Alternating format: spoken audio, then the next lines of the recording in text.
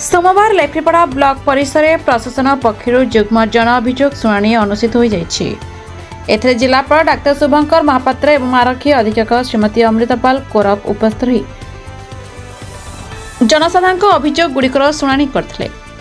मोट 99 गोटी अभियोग मध्य 41 गोटी व्यक्तिगत अभियोग रही 58 गोटी सामूहिक अभियोग रही।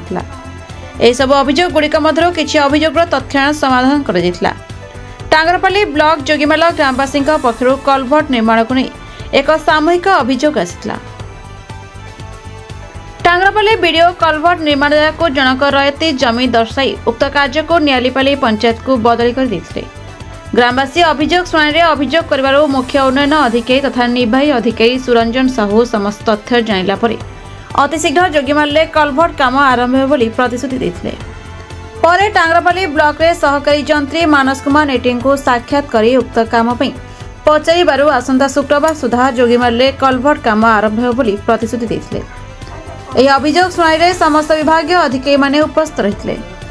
Sundargarh Sushant Kumar Soren report the Republic Odisha 24 news.